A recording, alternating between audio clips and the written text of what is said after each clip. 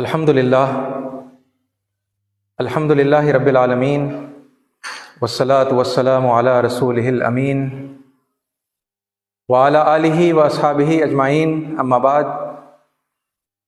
मेरे मौजूद सामीन, अस्सलामु अलैकुम व रहमतुल्लाहि व बरकातुहू। अऊज़ु बिल्लाहि स्समीइल अलीम मिनश शैतानिर रजीम। बिस्मिल्लाहिर रहमानिर रहीम। क़ालतिल अअराबु आमन्ना क़ुल लम तुअमिनू वलाकिन क़ूलू अस्लमना वलम्मा यदख़ुलिल ईमानु फ़ी क़ुलूबिकुम व इन तुतीउल्लाह व रसूलहू ला यलिदकुम मिन अअमालिकुम शैआ इन्नल्लाह गफ़ूरुर रहीम। सदक़ल्लाहुल अज़ीम व सदक़ रसूलुहुन नबियुल करीम व नहनु अला ज़ालिका मिनश शाहिदीन। सारी तारीफ़ें, बढ़ाई और बुज़ुर्गी सज़ावार है अल्लाह रब्बुल आलमीन के लिए, जो मेरा और आपका और इस पूरी कायनात का तन्हा खालिक, मालिक, राज़िक़ और परवरदिगार है। और हज़ारों लाखों सलातो सलाम हो अल्लाह के तमाम पैगंबरों पर, जिन्होंने मुख्तलिफ़ ज़मानों में दुनिया भर के मुख्तलिफ़ इलाक़ों में मुख्तलिफ़ ज़ुबानों में अल्लाह के बंदों के पास अल्लाह का पैगाम पहुँचाया और उसका हक़ अदा किया और उस पैगाम को दूसरों तक पहुँचाने का तरीक़ा सिखाया। अज़ीज़ साथियों, हम इस्लामिक टर्मिनोलॉजीज़ पर बात कर रहे थे और अब तक मैंने आपके सामने 3 इस्लामिक टर्मिनोलॉजीज़ पर किसी कदर डिटेल में गुफ्तगू की है। हमने बात शुरू की थी शब्द इस्लाम से। इस्लाम का मतलब है समर्पण, सरेंडर करना, सबमिशन करना, फर्माबरदार हो जाना, शरण में आना। और फिर उसके बाद उसी से जुड़ा हुआ शब्द हमने देखा मुस्लिम। वो इंसान जो सरेंडर करने के लिए अपने आप को तैयार कर लेता है और उस परमेश्वर के आगे, उस अल्लाह के आगे अपने आप को झुकाने का इरादा कर लेता है, सबमिट कर देता है और अल्लाह का फरमाबरदार बन जाता है, तो उसे मुस्लिम कहते हैं। और फिर हमने देखा तीसरा शब्द काफिर, जिसके मीनिंग्स के अंदर मैंने आपको बताया कि इनकार करने वाला पहला मीनिंग, छुपाने वाला दूसरा मीनिंग, और नाशुक्रा, अनग्रेटफुल, ये उसका तीसरा मीनिंग था।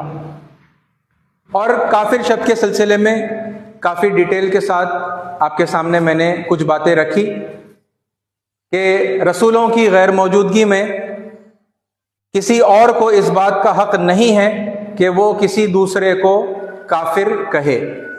यूं तो कोई भी इल्ज़ाम किसी दूसरे पर इस तरह नहीं लगाया जा सकता कि कोई बेईमान है, मुर्तद है, गुमराह है, फासिक है, मुनाफिक है और उसके साथ साथ काफिर है। ये इल्ज़ाम लोगों पर नहीं लगाए जा सकते। अलबत्ता लोगों को ज़रूर इस बात की तरफ तलकीन की जाएगी, उनके सामने ये बात बताई जाएगी कि कुफ्र क्या है। और अगर हमें ऐसा महसूस होता है कि उनकी बातों में कुफ्र है या शिर्क है या उनके आमाल के अंदर कोई अमल कुफ्रिया अमल है और शिरकिया अमल है, तो हम उस बात को कुरान और सुन्नत की रोशनी में वाज़ेह करेंगे, बताएंगे कि ये फ़लाँ बात जो है कुफ्रिया बात है या ये फ़लाँ अमल जो है कुफ्रिया अमल है, ठीक है। और उनसे हम गुजारिश करेंगे, उन्हें हम दावत देंगे कि उससे वो बाज आ जाएं। लेकिन बहरहाल वो फिर उस बात को माने या ना माने, ये उनकी अपनी मर्ज़ी है। और अगर वो नहीं भी मानते तब भी हमें इस बात का हक़ नहीं पहुँचता कि हम उनको कोई अलक़ाब से नवाजें और काफिर डिक्लेयर करें या मुनाफिक डिक्लेयर करें या मुर्तद वगैरह वगैरह, अलग अलग अलक़ाब हैं, हम उनको डिक्लेयर नहीं कर सकते। अजी साथियों, इसी सिलसिले में एक और टर्म पर इस्लामिक टर्मिनोलॉजीज में से मैं आपके सामने आज डिस्कस करना चाहूंगा, और वो है शब्द मोमिन। मोमिन, ईमान वाला।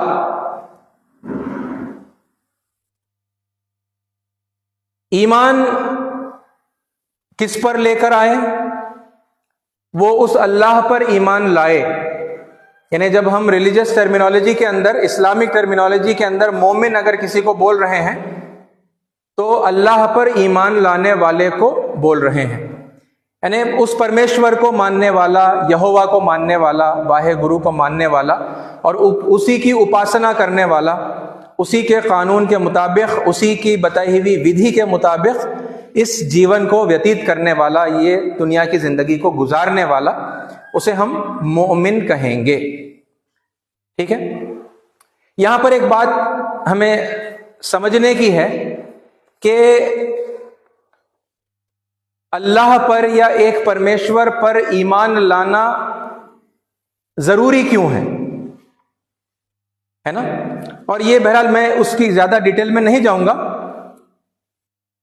क्योंकि इससे पहले कई मर्तबा मैंने आपके सामने इस सिलसिले में बातें रखी हैं। मोमिन को अगर हम बिब्लिकल लैंग्वेज में देखेंगे तो बिलीवर बताया गया है। बिलीवर, ईमान लाने वाला, है ना, बिलीवर। इंग्लिश में आम अल्फाज में भी आप कहेंगे बिलीवर, और बिब्लिकल लैंग्वेज में भी यही कहा गया है कि बिलीवर, यहोवा के अंदर आस्था रखने वाला, ईमान रखने वाला, बिलीफ रखने वाला बिलीवर होता है। ओके। और हमारे वैदिक धर्म में ऐसे व्यक्ति को आस्तिक कहा गया, आस्था रखने वाला, है ना। ये अंडरस्टूड है कि परमेश्वर में आस्था रखने वाला, उसी की उपासना करने वाला, है ना, उसी के अहकाम के मुताबिक, उसी के आदेश के मुताबिक अपनी जिंदगी गुजारने वाला। ठीक है, आस्तिक हम कहेंगे एक मोमिन को।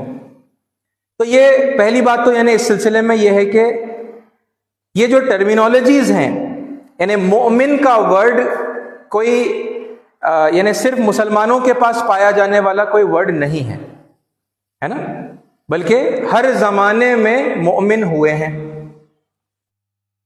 और ईसाइयों के अंदर भी मोमिन है, यहूदियों के अंदर भी मोमिन है ना। उनको भी ईमान लाने का और मोमिन बन जाने का हुक्म दिया गया, या उनको भी इस बात की दावत दी गई। और यही काम हमारे सनातन धर्म में भी हुआ है कि जब वहां पर, है ना, ऋषियों ने जब लोगों को परमेश्वर के तरफ से आने वाले ज्ञान को पेश किया, है ना, और परमेश्वर की शिक्षाओं को लोगों के सामने रखा, तो लोगों को कहा कि परमेश्वर को मान लो, है ना, उसके अंदर आस्था को इख्तियार कर लो, कबूल कर लो। ठीक है। तो ये कोई एक्सक्लूसिव चीज नहीं है जो सिर्फ किसी एक कम्युनिटी के पास पाई जाती है। ठीक है, ये हर जगह पर पाई जाती है। अल्फाज अलग अलग हैं, है ना, जो टर्मिनोलॉजीज या टर्म्स इस्तेमाल करते हैं, क्योंकि लैंग्वेज बदल जाती है तो फिर वो वर्ड भी बदल जाता है, वरना वो वर्ड हर जगह पर इन एसेंस, है ना, वो हर जगह पर मौजूद है। ओके। दूसरी अब बात यह है कि आस्तिक बनना जरूरी क्यों है। जैसा हमने इससे पहले भी डिस्कस किया था कि मुस्लिम बनना है, यानी आज्ञाकारी बनना है, तो ये जरूरी क्यों है?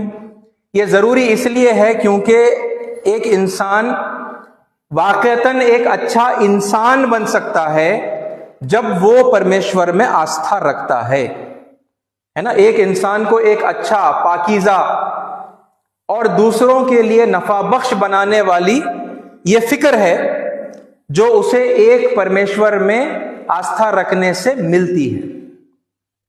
ठीक है, क्योंकि वो परमेश्वर जो आज्ञा देता है, जो विधान उसने दिया है, जो कानून उसने बनाया है, जिसको हम शरीयत भी कहते हैं, तो वो शरीयत किस लिए है?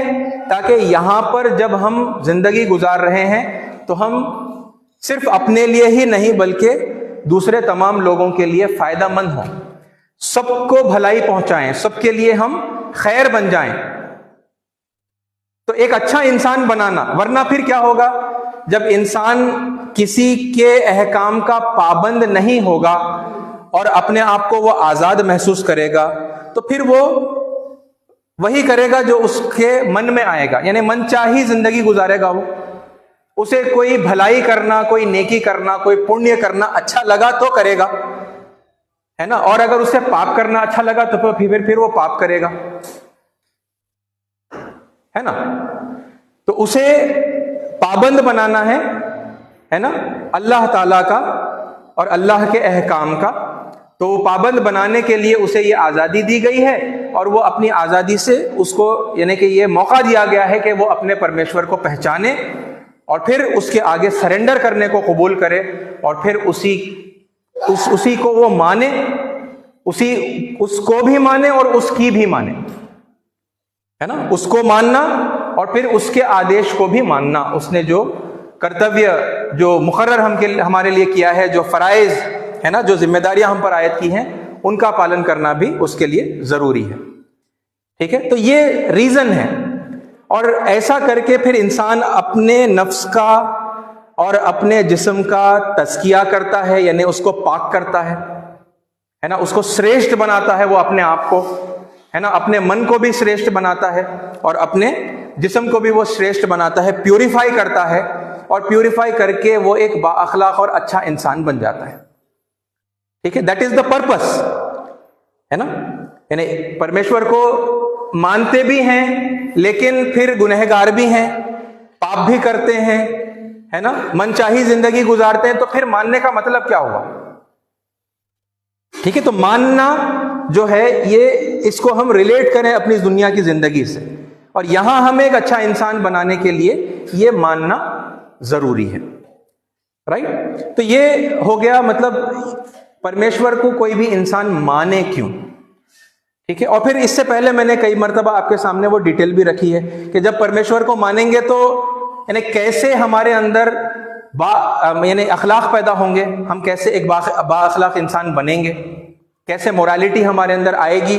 तो यानी परमेश्वर को अच्छी तरह से जानना, यानी जैसा मैंने आपको बताया कि वो हर वक्त हर किसी के अच्छे बुरे कर्मों को, आमाल को देख रहा है, वो हर वक्त हर किसी की अच्छी बुरी बातों को सुन रहा है, यानी वो अल बसीर है, अस्समी है ना।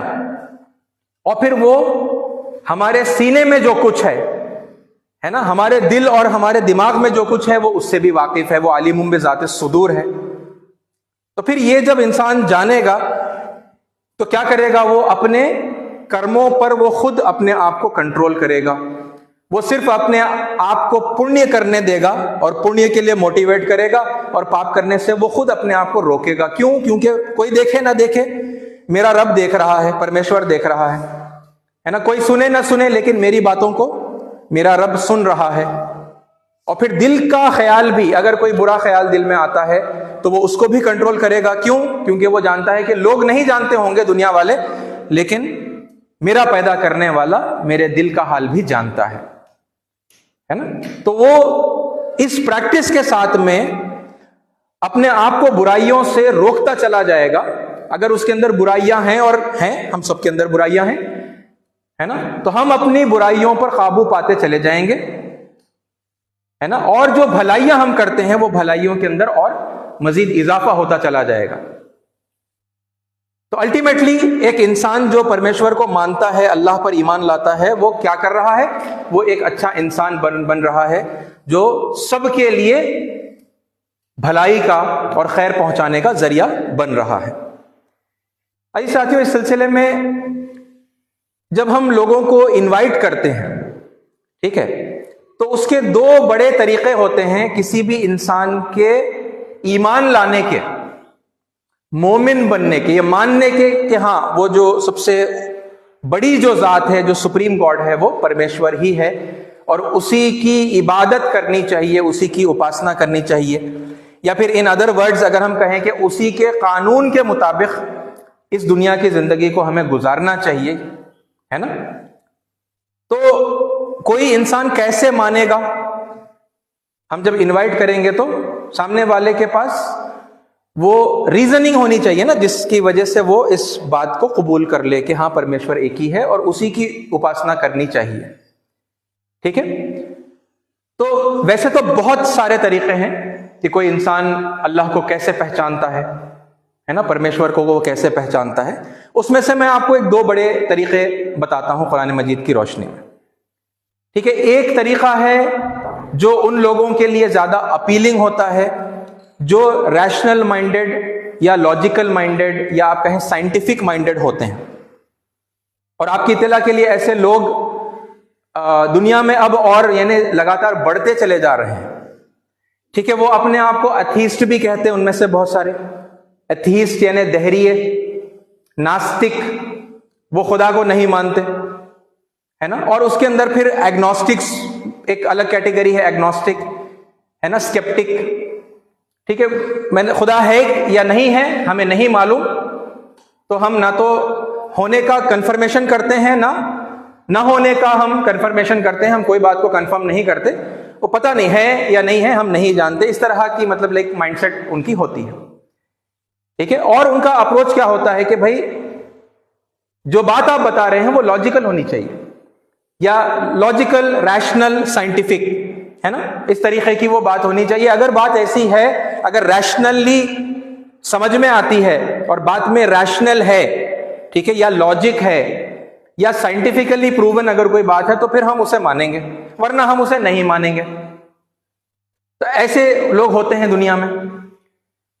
अगर आप पिछले कुछ सालों का स्टैटिस्टिक्स अगर आप निकाल कर देखें तो हमें यह पता चलता है कि दुनिया की जो मेजॉरिटी पॉपुलेशन है, रिलीजियस वाइज अगर हम डिवाइड करेंगे, तो सबसे ज्यादा दुनिया के अंदर क्रिश्चियंस पाए जाते हैं। दूसरे नंबर पर वर्ल्ड मेजर पॉपुलेशन है मुस्लिम्स का, और तीसरे नंबर पर पहले, आज से कुछ साल पहले, वर्ल्ड मेजर पॉपुलेशन तीसरे नंबर पर था हिंदू का, यानी वो जो सनातन धर्म को मानते हैं, और चौथे नंबर पर थे एथीस्ट, वो जो खुदा को नहीं मानते। लेकिन अब ये पिछले कुछ सालों में एक तब्दीली जो आई है वो ये है कि जो एथीस्ट हैं वो, उनकी पॉपुलेशन में इतना इजाफा हुआ कि वो अब थर्ड नंबर पर आते हैं। यानी ओवरऑल अगर आप वो स्टैटिस्टिक्स को देखें तो फर्स्ट नंबर पर यानी मेजॉरिटी क्रिश्चियंस हैं, सेकंड मेजॉरिटी मुस्लिम्स की है, थर्ड एथीस्ट हो गए हैं, और फोर्थ नंबर पर हिंदू आ गए। और ये जो एथीस्ट हैं ये सिर्फ किसी एक कम्युनिटी में से निकलकर यानी कि एथीस्ट नहीं बन रहे हैं। यानी मसलन सिर्फ हिंदुओं में से कोई लोग बेजार होकर, हिंदुइज्म से बेजार होकर वो, या सनातन धर्म से बेजार होकर वो एथीस्ट नहीं बन रहे हैं, वहां से भी हैं, लेकिन ईसाइयों में से भी हैं, मुसलमानों में से भी हैं, और इस तरह के और भी जो दूसरे जो धर्म कहलाते हैं उनमें से भी हैं। तो लगातार धर्म से बेजार लोगों की जो तादाद है वो बढ़ती चली जा रही है। बहरहाल मैंने आपके सामने ये बात रखी है ना, क्योंकि मैं जब आपसे बात करता हूं तो मैं सबसे बात कर रहा हूं, मैं सिर्फ किसी एक कम्युनिटी से मैं बात नहीं कर रहा, है ना। ये जो मैसेज है ये यूनिवर्सल है। जब ये यूनिवर्सल है तो फिर ये सबके लिए है, किसी एक कम्युनिटी, यानी मसलन मैं सिर्फ मुसलमानों से ये बातें नहीं कह रहा, है ना। हक चूंकि सबके पास है और हर कोई अपने पास जो हक पाता है वो उसको अगर अनबयास्ड होकर अगर वो पढ़ ले, अगर वो उसे जान ले और वो अगर उसे अमल कर ले, तो फिर उसकी कामयाबी की जमानत है उसके लिए। तो लिहाजा यानी ये कंसर्न की जो बात है ये सबके लिए है। यानी हमारे वो सनातन धर्मी भाई भी कंसर्न है ना कि भाई सनातन धर्म को छोड़कर लोग लगातार चले जा रहे हैं। क्रिश्चियंस भी वरीड हैं इस बात को लेकर कि क्रिश्चियनिटी को छोड़कर बहुत सारे लोग एथीस्ट होते जा रहे हैं, और मुसलमानों में भी ऐसे हैं। तो मुसलमान भी परेशान हैं कि भाई लोग इस्लाम को छोड़कर जा रहे हैं, है ना, और वो एक्स मुस्लिम बनते चले जा रहे हैं या कुछ और बनते चले जा रहे हैं। तो यहां पर मतलब इस बात को आप जहन में रखते हुए देखेंगे कि जब आप उनको बुलाएंगे ना, इनवाइट करेंगे, अब ऐसे लोग हैं, ठीक है। और मैं ये भी बताऊं आपको साथ में, देखिए एक हमदर्दी का पहलू सारे इंसानों के लिए हमारे दिल में होना चाहिए, है ना। वो हमदर्दी का पहलू क्या है इन लोगों के लिए जो धर्म को छोड़कर जा रहे हैं? वो हमदर्दी का पहलू ये है कि ये जो लोग धर्म को छोड़कर जा रहे हैं, ये सच्चे धर्म की सच्ची तालीमात को देखकर और जो आमाल, जो कर्म बताए गए हैं धर्म में उनको देखकर ये नहीं जा रही इनकी बड़ी अक्सरियत, बल्कि दीन के नाम पे जो बेदीनी हरकतें हैं, यानी धर्म के नाम पर अधर्म किया जा रहा है, वो है अधर्म, लेकिन नाम किसका दिया जा रहा है? धर्म का। और वो हर जगह पर हो रहा है। यानी सनातन धर्म के नाम पर जो एक्सट्रीमिज्म लोग कर रहे होंगे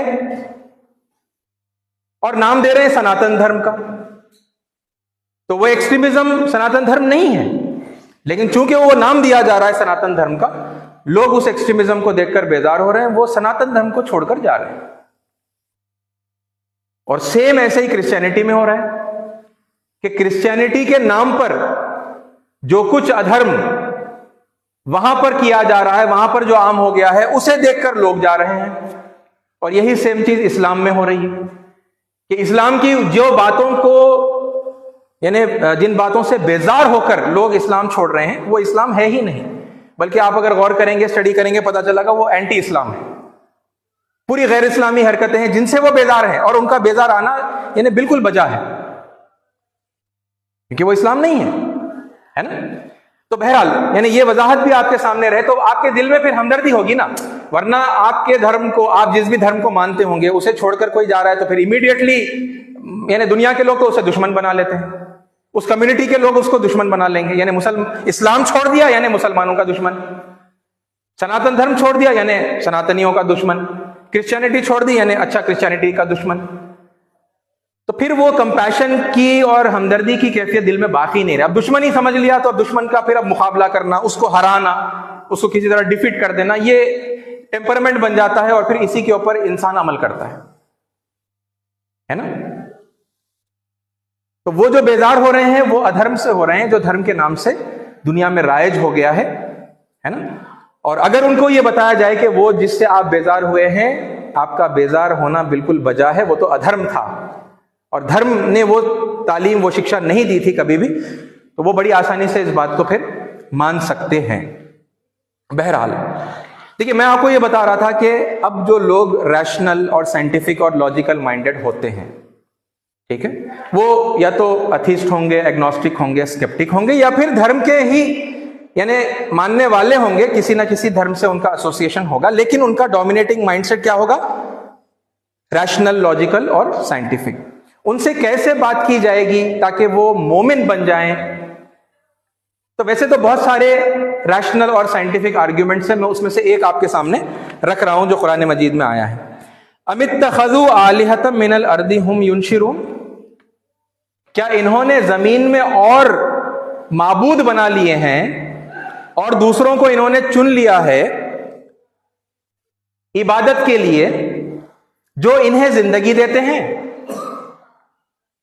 यानी बात किसकी हो रही है? वो जो लोग अल्लाह के अलावा दूसरों को माबूद बनाते हैं, दूसरों की उपासना करते हैं, है ना। और जाहिर सी बात है, ये आयत जब नाजिल हुई दुनिया में, उस वक्त ये एथीस्ट टाइप के लोग नहीं थे, यानी कंप्लीटली जो ये डिक्लेयर करते थे कि हम खुदा को नहीं मानते। सारी रिलीजियस सोसाइटी थी, लेकिन रिलीजन का नाम लेकर, धर्म का नाम लेकर, है ना, वो अधर्म की कुछ हरकतें वो करते थे। लेकिन उनका माइंडसेट क्या है? रैशनल है ना, धार्मिक हैं, लेकिन डोमिनेटिंग माइंडसेट उनका रैशनल, साइंटिफिक और लॉजिकल है। उनसे क्या कहा जा रहा है? देखिए, लौ काना फीहिमा आलिहतुन इल्लल्लाह लफसदता, अगर इनमें यानी इस जमीन और आसमानों में, इनमें एक से ज्यादा माबूद अगर होते, एक से ज्यादा कंट्रोलर्स अगर होते, एडमिनिस्ट्रेटर्स अगर होते, चलाने वाले अगर होते, लफसदता, तो फिर ये सारा जो निजाम है कायनात का, ये दरहम बरहम हो जाता। ये यूनिवर्स की जो फंक्शनिंग है ये पूरी डिस्टर्ब हो जाती, ये पूरी डिस्ट्रॉय हो जाती। लफसदता आर्ग्यूमेंट क्या दिया जा रहा है? देखिए, अब प्रूफ क्या किया जा रहा है कि परमेश्वर एक ही है, सृष्टिकर्ता एक ही है ना, अल्लाह एक ही है और वही माबूद है, उसी की उपासना करनी चाहिए, ये प्रूफ किया जा रहा है। लेकिन आर्ग्यूमेंट क्या दिया जा रहा है? एक साइंटिफिक आर्ग्यूमेंट दिया जा रहा है। और ये कितना आसान है, मतलब आप अगर किसी स्मॉलर स्केल पर कोई छोटे एग्जाम्पल से भी अगर आप समझ लें तो आपको बड़ी आसानी से ये बात समझ में आ जाएगी। भाई एक व्हीकल के, एक बस के कितने ड्राइवर होते हैं? एक ही होता है ना। अगर एक से जायद हो जाएं तो क्या होगा? लफसदता, एक्सीडेंट हो जाएगा। क्योंकि जब तक वो एक साथ चला रहे हैं पूरी अंडरस्टैंडिंग के साथ, है ना, तो जब तक तो ठीक है। लेकिन जैसे ही उन दोनों के बीच में कोई डिफरेंस अगर आ गया, किसी ने राइट को मोड़ दिया, किसी ने लेफ्ट को मोड़ दिया, तो फिर एक्सीडेंट हो जाएगा। और आप ये देखिए, क्योंकि ये दुनिया में ये है ना, ये हमारे एक्सपीरियंस में ये बात आती है। भाई किसी कॉलेज में, किसी यूनिवर्सिटी में मतलब कितने प्रिंसिपल्स होते हैं, कितने मतलब वाइस चांसलर्स होते हैं, एक मुल्क के कितने प्राइम मिनिस्टर्स होते हैं, ये सब देख रहे हैं ना। किसी जमात के कितने अमीर होते हैं, अल्टीमेटली एक अमीर होता है ना, एक लीडर होता है। पॉलिटिकल पार्टी हो, रिलीजियस ग्रुप हो, व्हाटएवर इट इज, आप हर जगह पर देखेंगे ये रूल। ये हमारे एक्सपीरियंस में आता है और रैशनली, लॉजिकली ये बात समझ में आती है। हाँ भाई, अल्टीमेटली तो कोई एक होना चाहिए जो, जिसकी बात सब मानते हैं, है ना, जो फाइनल अथॉरिटी होगा और वो फैसला करेगा। अब यहां पर ये मिसाल दी गई कि अगर इस पूरी, अभी ये यानी छोटे मोटे इदारों को और छोटे मोटे मतलब कोई गाड़ी जैसे मतलब किसी चीज को चलाने के लिए जब एक से ज्यादा नहीं हो सकते लोग, तो फिर अब इतनी बड़ी यूनिवर्स चल रही है, क्या इसके चलाने वाले सुप्रीम जो होंगे वो बहुत सारे होंगे? वो बहुत सारे नहीं है, वो एक ही है। वरना क्या होता? रिजल्ट बता दिया गया, लफसदता, ये फिर सारा निजाम जो है दरहम बरहम हो जाता है ना। तो ये वो आर्ग्यूमेंट है जो किसी के सामने पेश कर कर ये बताया जा सकता है कि परमेश्वर एक है, ताकि वो मान ले, वो मोमिन हो जाए, है ना। और ऐसा कई लोग करते भी हैं, उनका जिक्र कुरान मजीद में अल्लाह ताला ने किया है ना।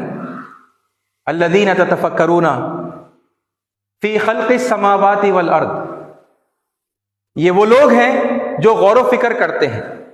Those who ponder upon the creation of the heavens and the earth. और क्या कहते हैं वो? अपने उस गौर व फिक्र से इस नतीजे पर पहुंचते हैं, रब्बना, ए हमारे पालनहार, ए हमारे रब, मा खलक़्ता हाज़ा बातिला, आपने इन चीजों को जो है बातिल, नाहक पैदा नहीं किया, बिल्कुल ठीक आपने पैदा किया है। मा खलक़्ता हाज़ा बातिला, सुब्हानका, पाक हैं आप, फ़क़ीना अज़ाब अन्नार। तो ये है ना मतलब उनकी कैफियत। वो गौर कर रहे हैं, वो सोच रहे हैं, है ना, कायनात पर गौर करके वो इस कंक्लूजन पर पहुंचे कि इस कायनात का पैदा करने वाला एक ही है, इसको पूरा चलाने वाला, इसको पालन पोषण करने वाला एक ही है ना। और वो इस तरह गौर व फिक्र करके उस पर ईमान लाए। तो ये लोग इस तरह से मोमिन होते हैं जब उनके सामने ये बातें उनकी स्टडी की वजह से या गौर व फिक्र की वजह से खुल जाती हैं। और इसमें हम फैसिलिटेशन का काम करते हैं, है ना, उनके सामने ये बातों को पेश करते हैं ताकि वो गौर करें। और जब वो खुले दिल से, खुले दिमाग से गौर करते हैं तो उनको वो बात समझ में आती है, वो फिर इस बात को मानते हैं। दूसरा एक और तरीका क्या है हम लोगों को बताएं। दूसरे एक बड़ी कैटेगरी लोगों की जो होती है वो रिलीजियस माइंडेड लोगों की है, या आप कहें स्पिरिचुअल माइंडेड लोग, या आप कहें स्क्रिप्चरल माइंडेड लोग, है ना। ये सब यानी अल्फाज हैं जो आप एक जो ज्यादा मुनासिब है आप उसको इस्तेमाल कर लें। स्पिरिचुअल इख्तियार कर लिया है। कुल हातू बुरहानकुम, इनसे कहिए लाओ अपनी दलील। यानी ये क्या मांगा जा रहा है, कौन सी दलील मांगी जा रही है? ये स्क्रिप्चरल एविडेंस है, क्योंकि दुनिया की एक बहुत बड़ी तादाद रिलीजियस माइंडेड है या स्क्रिप्चरल माइंडेड, या आप कहें स्पिरिचुअल, धार्मिक मिजाज रखने वाली, दीनी मिजाज रखने वाली। वो किसी भी बात को कब मानते हैं? जब वो स्क्रिप्चर से बता दिया जाए, है ना। जैसे मुसलमान है तो अगर वो कुरान से बता दी जाए जो बात है वो कुरान से है, वो देखकर इस बात को एक्सेप्ट कर लेंगे। या रसूलुल्लाह सल्लल्लाहु अलैहि वसल्लम की सुन्नत से, हदीस से बता देंगे तो फिर वो उसे मान लेंगे, है ना। अगर वो ईसाई हैं और स्पिरिचुअल माइंडेड है, रिलीजियस माइंडेड है, तो फिर अगर उनको बाइबल से बता दें या ईसा अलैहिस्सलाम की जिंदगी से बता दें या मरियम अलैहिस्सलाम की जिंदगी से बता दें तो वो मान लेंगे। और वो अगर हिंदू हैं या सनातन धर्मी हैं तो फिर उनको अगर वेदों से बताएंगे या उपनिषद में से बताएंगे या गीता में से बताएंगे, है ना, श्री कृष्ण की जिंदगी में से बताएंगे या शिव जी के जीवन में से बताएंगे या राम जी के जीवन में से बताएंगे तो वो मान लेंगे, क्योंकि वो धार्मिक है ना, रिलीजियस माइंडेड है वो। तो अगर इस बात में कि परमेश्वर एक है अगर कोई डिस्प्यूट करता है ना, तो फिर उससे हम क्या कहेंगे, लाइए अपनी दलील, कुल हाथू बुरहानकुम, लाइए आपके पास, आप जिसकी उपासना कर रहे हैं एक परमेश्वर के अलावा, उसके लिए आपके पास कोई दलील है तो लेकर आइए। आगे क्या कहा गया, कुल हाथू बुरहानकुम हाजा जिक्रू मम माया व जिक्रू मन कबली, यही बात एक परमेश्वर की उपासना की बात उसमें है जो मेरे पास है, यानी कुरान में, और यही बात याद दिलाई गई थी उसमें जो कुरान से पहले आए, यानी बाइबल में भी वही बात है, बाइबल में न्यू टेस्टामेंट इंजील में भी वही बात है एक अल्लाह की, ओल्ड टेस्टामेंट तौरात में भी वही बात है एक अल्लाह की, गीता में भी वही बात है एक अल्लाह की, उपनिषदों में भी वही बात है एक अल्लाह की, वेदों में भी वही बात है एक अल्लाह की। हाजा जिक्रू मम माया, ये वो जिक्र कहते हैं रिमाइंडर को, और कुरान रिमाइंडर है। देखिए, हाजा जिक्रू मम माया, यही बात कि एक परमेश्वर की ही उपासना करना है, उसके अलावा किसी की नहीं करना है, यही बात याद दिलाई गई है उसमें जो मेरे पास है कुरान में। व जिक्रू मन कबली, और जो कोई पहले आए हैं और जो किताबें पहले नाजिल हुई उनमें भी यही बात है और है। और मैं बार बार अलग अलग मौकों से अलग अलग बातें इस तरह की आपके सामने रखता आया हूं, है ना। बल अक्सरुहुम ला यालमून अल हक, ये देखिए कितनी प्यारी बात है, यानी रीजन, एक बड़ा रीजन अल्लाह ने बता दिया कि क्यों लोग उस एक परमेश्वर के अलावा, उस एक सुप्रीम गॉड के अलावा दूसरों की इबादत करते हैं। बल ला यालमून अल हक, बल अक्सरुहुम ला यालमून अल हक, बल्कि उनकी अक्सरियत हक को जानती नहीं है। फहुम मोरिज़ून, इसीलिए वो मुंह मोड़ते हैं। जब हक बता दिया जाएगा तो फिर वो मानेंगे, उनमें से बहुत सारे लोग मानेंगे, वो जानते नहीं है ना हक को, वो हक गुड़मुड़ हो गया है, मिक्सअप हो गया है ना, उनको कंफ्यूजन में जो है डालकर रखा गया है, इसलिए वो नहीं जानते। जब बता दिया जाएगा, जब आप बताएंगे, है ना, रेफरेंस के साथ में आप जब बताएंगे कि कुरान में ये है ना, एक अल्लाह के अलावा किसी और की बंदगी न की जाएगी, और फिर आप तौरात से और इंजील से और वेदों से और गीता से आप बताएंगे कि भाई उसी एक परमेश्वर की उपासना करनी है, वही यही तालीम है ना सबको जो दी गई थी, ये कोई नई तालीम नहीं है जो कुरान में आई है। आप देखेंगे क्या होगा, लोग मोमिन बनेंगे, लोग मानेंगे, जो सच्चे दिल वाले और यानी सच की तलाश में जो लोग हैं, जो सच के लिए प्यासे हैं, है ना, उनको नहीं मालूम है, और उन्हें फिर सच्चाई उनकी अपनी किताब में से जब मिल जाएगी, जब वो उसे देख लेंगे, पढ़ लेंगे, वेरीफाई कर लेंगे, फिर वो उसे मान लेंगे, है ना। और फिर जब ये पता चलेगा लोगों को कि भाई सच्चाई तो एक ही है, जो कुरान में बताई गई, जो इंजील में बताई गई और तौरात में बताई गई और गीता में बताई गई और वेदों में बताई गई, आप बताइए झगड़ा खत्म नहीं होगा? ये कम्युनल कॉन्फ्लिक्ट चल रहा है ना इस वक्त। ये होगा दूसरा तरीका। मैं आपको सिर्फ ब्रॉडली वो तरीके बता रहा हूं, दो, वो भी उसमें से मैं बता रहा हूं, बहुत सारे तरीके हैं कि कोई कैसे ईमान लाता है। ये दो बड़े तरीके हैं। आप रैशनल, लॉजिकल या साइंटिफिक एविडेंस से बात करिए, या फिर आप स्क्रिप्चरल एविडेंस से बात करिए। हाँ, बात करने का तरीका इंतहाई प्यार और मोहब्बत का हो, है ना, तुर्श अंदाज के अंदर, ताने मारकर, जलील करके, है ना, सामने वाले को गिरा कर, ये अंदाज अल्लाह का, उसके पैगंबरों का नहीं है।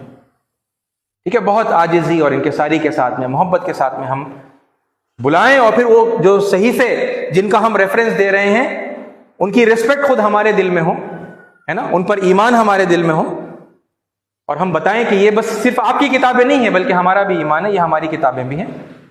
है ना। और ये सारी किताबें सबकी हैं, सारी डिवाइन स्क्रिप्चर्स सबकी हैं, और मैं तो सब पर ईमान लाया, है ना। एक मोमिन होने की हैसियत से, एक मुस्लिम होने की हैसियत से मैं तो सब पर ईमान लाया। और सारे जो महान हैं, सारे जो ऋषि हैं, सारे जो महापुरुष हैं, जो पैगंबर हैं, वो भी सबके हैं, हम सब पर ईमान लाए हैं।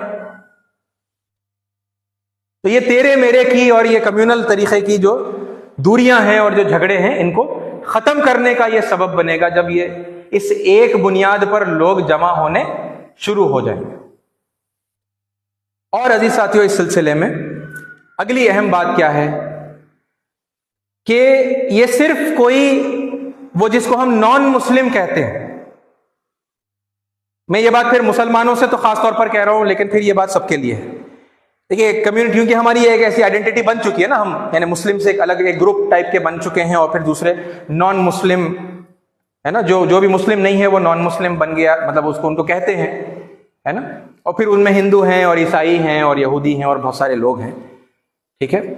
तो अभी इस वक्त अब ये जो आयत है ये मुसलमानों के लिए मैं कह रहा हूं। देखिए, अल्लाह ताला एक हुक्म देता है कुरान मजीद में, क्या है, एक वाक़या अल्लाह बयान कर रहा है, क़ालतिल आराबु आमन्ना। ये जो बदू हैं, यानी नोमैडिक जो लोग, शहरों से दूर रहने वाले, छोटी छोटी बस्तियों में, गांवों में, है ना, कस्बों में रहने वाले, इस तरह के जो लोग, वो जब आए ना मोहम्मद सल्लल्लाहु अलैहि वसल्लम के पास, जब आए, उन्होंने कहा कि हम ईमान लाए। वक़ालतिल आराबु आमन्ना। आराब का एक और मीनिंग ये होता है कि वो जो इल्म के मरकज से दूर है,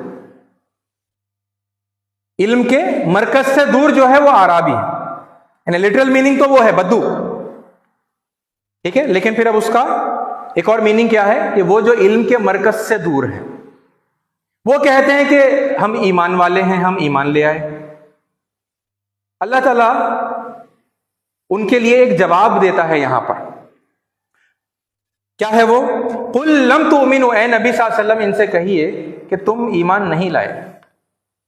कुल लम तुमिनु वलाकिन क़ूलू अस्लमना, लेकिन तुम ये कहो कि हमने सरेंडर किया, हमने अभी इस्लाम कबूल किया, हम इस्लाम ले आए। और इस्लाम का मतलब है सरेंडर करना, सबमिशन। हम फरमा बरदार हुए, हमने सबमिशन किया।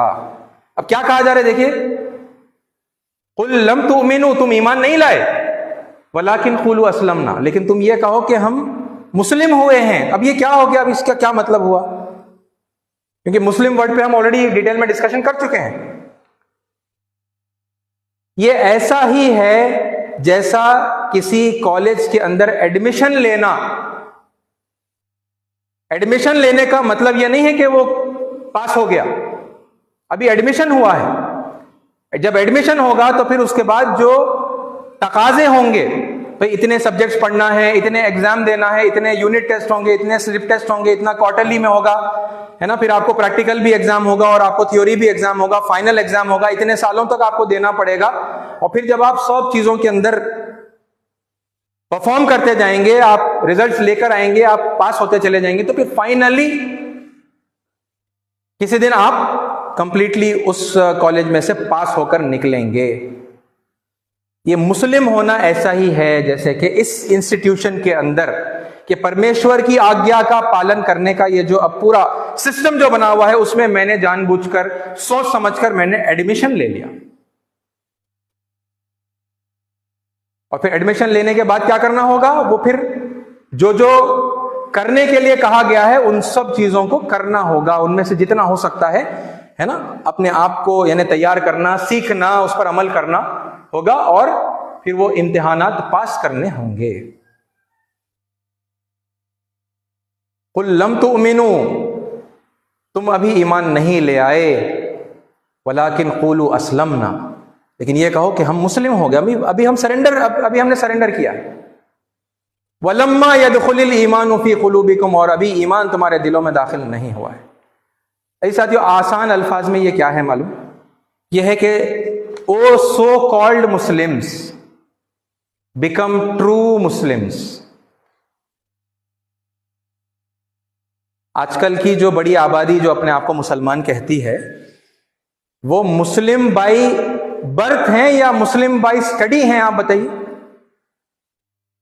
इस्लाम को पढ़कर, कुरान को पढ़कर, हदीसों को पढ़कर, रसूलुल्लाह की जिंदगी को पढ़कर, समझकर, और फिर दूसरे जो अध्ययन कहे जाते हैं, रिलीजन्स कहे जाते हैं, उनको भी पढ़कर, और जो दूसरे नजरिए हैं इस्लाम के मुकाबले में उनको पढ़कर, उनको समझकर, फिर इसको बेहतर पाकर इसको अपने लिए इख्तियार करने वाले लोग हैं क्या आजकल के मुस्लिम्स?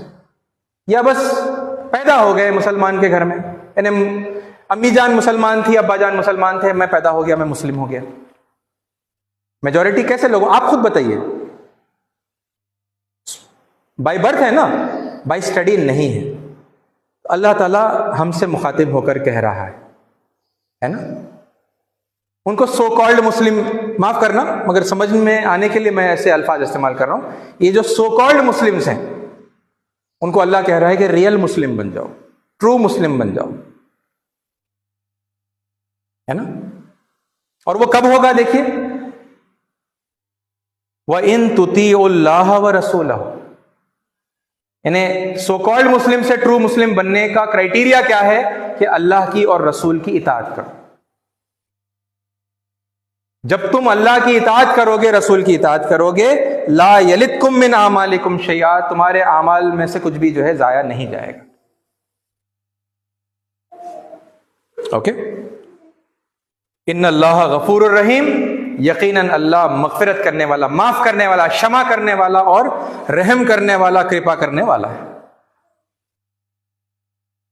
तो यह है वो काम जो हमें करना है। अगर हम अपने आप को पहले से, यानी मुस्लिम कहते हैं ओबीडियंट, सबमिटेड वन, सरेंडर कर चुका हूं मैं, अगर अपने बारे में ऐसा ये मानते हैं, तो फिर अभी करना क्या है, अपने आप को ट्रू मुस्लिम बनाना है। उसके लिए पढ़ना पड़ेगा ना, ग्रंथों को पढ़ना पड़ेगा, उसमें जो शिक्षा दी गई है, तालीम दी गई है, उसको जानना पड़ेगा, फिर उसके मुताबिक जो है अमल करना पड़ेगा, कार्य करना पड़ेगा, है ना। अपने ड्यूटीज और रिस्पॉन्सिबिलिटीज को जानना पड़ेगा, फिर उसको सर अंजाम देना पड़ेगा, है ना, एग्जीक्यूट करना पड़ेगा, तब कहीं जाकर मोमिन बनेंगे। और अजीज साथियों, इस सिलसिले में आखिरी बात, मोमिन उन सब लोगों में से हो सकते हैं जो सनातन धर्मी हैं, जो यहूदी हैं, जो ईसाई हैं, और बहरहाल जो भी और अलग अलग धर्मों से जो लोग अपने आप को वाबस्ता करते हैं और पुकारते हैं, उन सब में मोमिन हो सकते हैं। जैसे मुस्लिम है, मैंने आपको बताया था ना, मुस्लिम की जब हम परिभाषा पर बात कर रहे थे कि बाज लोग जिनके सामने परमेश्वर का सच्चा पैगाम जब आया तो उन्होंने कहा कि हम तो इससे पहले से मुस्लिम थे, हम तो पहले से ओबीडियंट थे।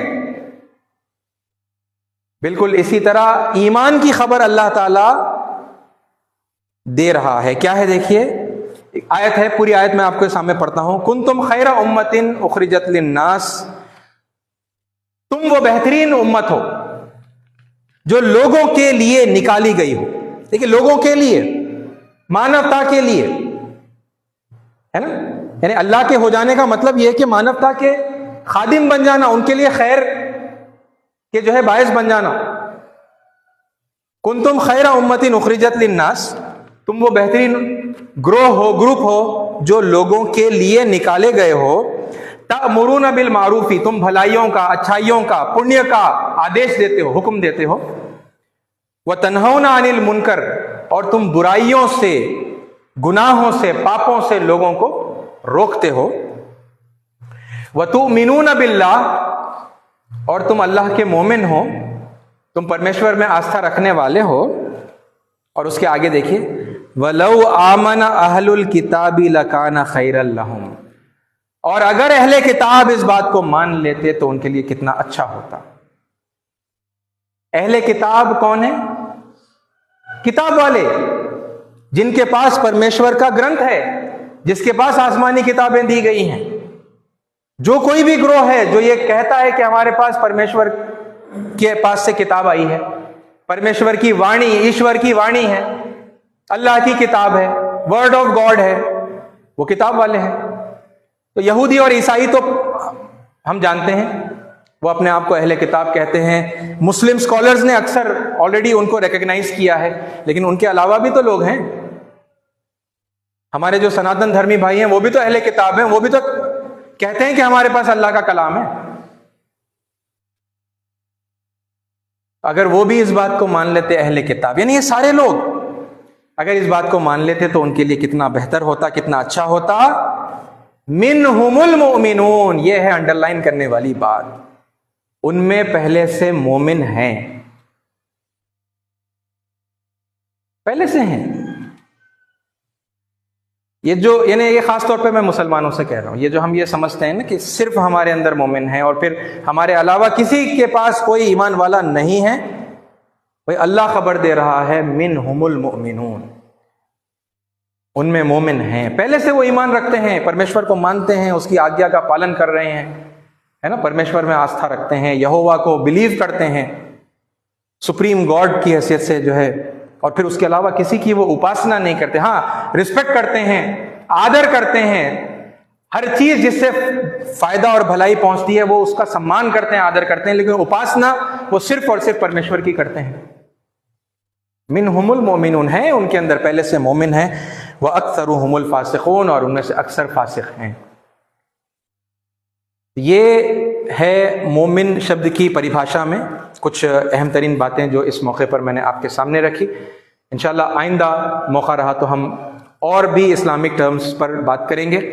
अल्लाह ताला से दुआ है कि अल्लाह ताला इन बातों की समझ हमें अता फरमाए, है ना, हकीकी समझ कुरान की रोशनी में और हदीसों की और सुन्नत की और सीरत की रोशनी में, और फिर जो दूसरे आसमानी जो कुतुब हैं उनकी रोशनी में हमको अल्लाह ताला ये बात समझने की तौफीक अता फरमाए। हम सबको, सिर्फ मुसलमानों को नहीं, दुनिया के तमाम इंसानों को ये बातें समझ में आए, क्योंकि आप थोड़ा सा, है ना, मतलब इन बातों पर गौर करें तो कितना आपके दिल खुल जाएंगे लोगों के लिए।